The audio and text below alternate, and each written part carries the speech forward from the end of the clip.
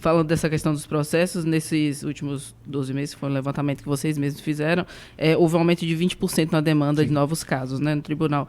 Qual o retrato dessas ações que tem chegado à corte? O retrato se fala o que é que elas pedem. Olha, nós temos um padrão que é um padrão aqui e é um padrão nacional.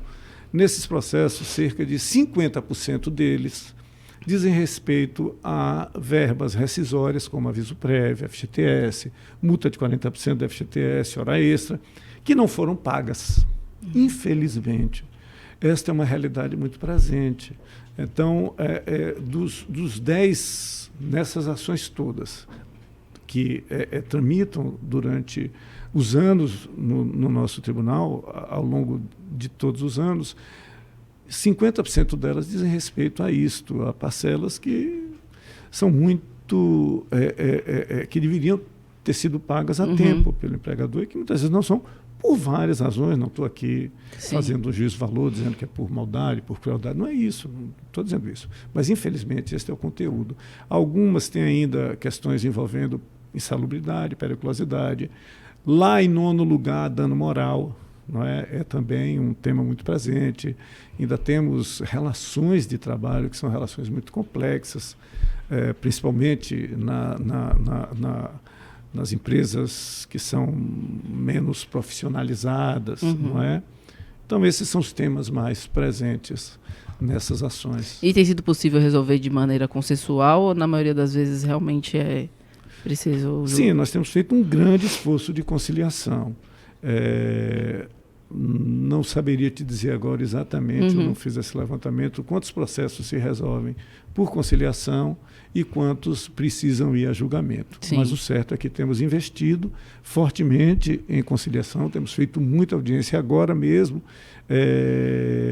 e audiências iniciais agora, no dia 16 e 17 de dezembro, faremos um mutirão, realizaremos, salvo engano, 500 audiências para a tentativa de conciliação, e se isso não for possível, para impulsionar o processo, fazeremos um mutirão de audiência nesses 2 dias, com a ajuda da Corregedoria, da desembargadora Ivana Magaldi e da sua equipe, para adiantarmos esses processos. De um modo geral, os tribunais superiores têm falado de uma epidemia de judicialização no Brasil, né? O presidente recém-empossado do TST, ministro Aloysio Corrêa da Veiga, diz que a expectativa é que nos próximos 10 anos dobre a quantidade de recursos no tribunal. O senhor acredita que essa epidemia também é refletida aqui na Bahia, nesse volume todo? Eu não sei se, assim, que me permita o presidente Aloysio, eu não sei se seria o caso de uma epidemia, porque, na verdade, essa é uma história que se repete ao longo dos anos. Nós temos... Então, não podemos falar de um momento específico, não é? Isso é uma tradição brasileira de excesso, de uma corrida sempre muito grande ao poder judiciário, a judicialização das questões. Muitas questões que, às vezes, talvez não fossem... uma ação, né? Exatamente. Não fossem necessariamente ter que ir para o Poder Judiciário. Na Justiça do Trabalho, eu diria que nós temos uma realidade um pouco diferente. São muitos processos, sem dúvida são muitos processos, mas há, como nós vemos, um grande desrespeito a direitos básicos do trabalhador. Não é?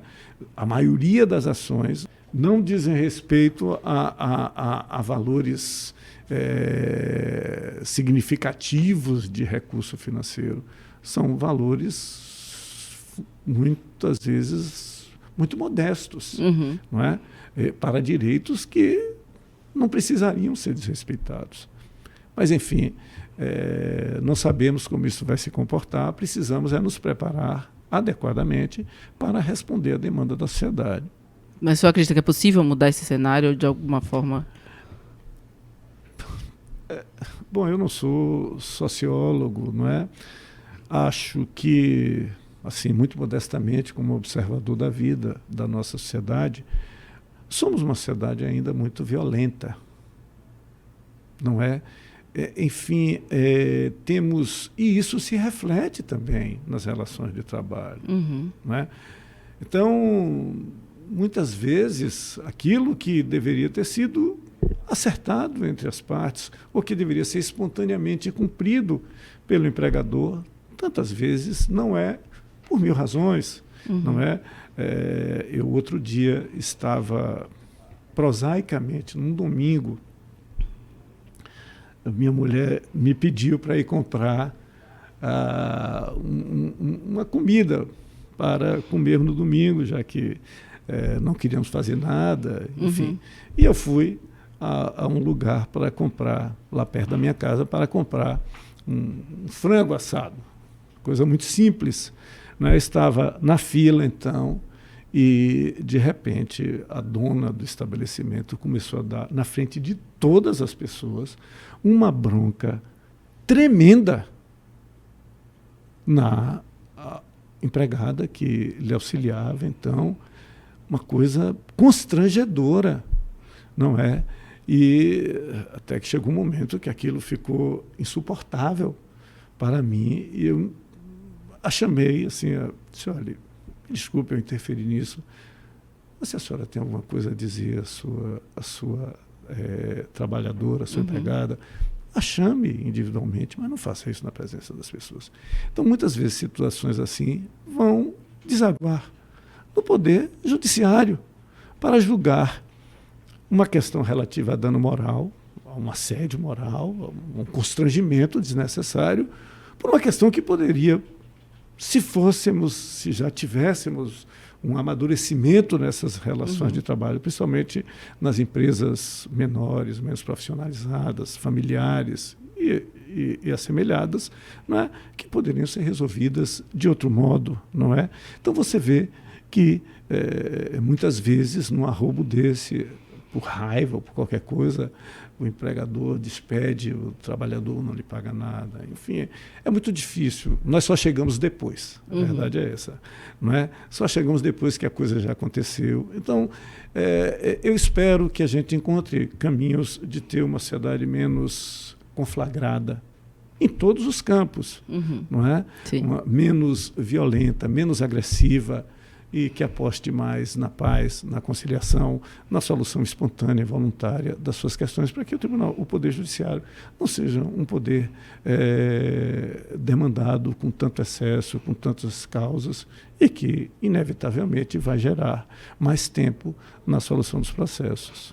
Diante desse cenário que o senhor relatou, a gente tem visto a divulgação constante, né? Acho que dos últimos meses um volume até maior de decisões envolvendo o caso de racismo no ambiente de trabalho, machismo, misoginia, capacitismo também, muitas vezes. De fato, o número de ações envolvendo essas discriminações aumentou, ou esses temas têm tomado mais conta do debate público e, por isso, têm ganhado um interesse maior?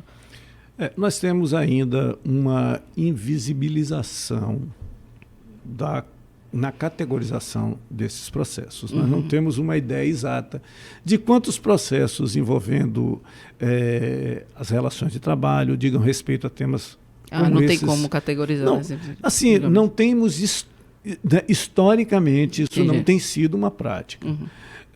Sentimos, aí é uma observação absolutamente pessoal, que sim, há um aumento na visibilidade dessas questões. Elas estão sendo categorizadas, encaradas como tal e até sendo marcadas nos nossos marcadores processuais com esse objeto. Não é? Agora, certamente nós temos discutido, prestado muito mais atenção, nos voltado muito mais para essas questões envolvendo racismo, discriminação, capacitismo, enfim, todas as formas de discriminação de gênero, todas essas formas de discriminação. Então, nós temos prestado mais atenção, isso tem ganho mais visibilidade do Poder Judiciário e da sociedade em geral. Talvez a ordem até precise ser trocada. Primeiro da sociedade e do Poder Judiciário como um elemento fundamental nessa sociedade. Okay. Antes da gente começar a falar sobre esses assuntos mais atuais, eu queria comentar sobre a sede, né? A sede própria do tribunal, está sendo construída no Complexo 2 de Julho. Ainda está mantida essa previsão para o primeiro semestre de 2025? E quais são os impactos financeiros e na prestação do serviço também, com a inauguração? Bom, está mantida, sim. Vamos mudar no primeiro semestre de 2025. Estamos intensamente dedicados a esta tarefa de terminar a obra de adaptação, de reforma e adaptação do Complexo 2 de Julho, e estaremos lá o ano que vem para não só estarmos melhor acomodados, melhor instalados, mas prestando um serviço mais adequado, com mais conforto, mais acessibilidade à nossa sociedade. Porque hoje nós estamos, Camila, e sociedade, nós nos distribuímos por 3 prédios diferentes. Então, nós temos 2 prédios em Nazaré, 2 prédios próximos, mas em locais diferentes, e mais o prédio do primeiro grau no comércio. Isso representa, no comércio em particular, nós pagamos aluguel aos proprietários. E não são prédios, são prédios antigos, sobretudo o prédio do comércio foi um prédio que não foi construído para ser uma instituição pública e do porte da Justiça do Trabalho. Então isso implica gasto com aluguel, gasto com manutenção, porque são prédios antigos que precisam de manutenção constante. Isto implica mais gasto com logística, com segurança, não é, com transporte, com uma série de coisas. Ao reunirmos tudo num só lugar, num prédio mais moderno, mais jovem, nós teremos economia com aluguel, estaremos na nossa sede própria, teremos economia com manutenção, teremos economia com logística, estaremos muito melhor aparelhados para prestar um serviço cada vez mais eficiente, mais digno, mais respeitável à sociedade baiana, sobretudo aos seus empresários, trabalhadoras e trabalhadores. Ok.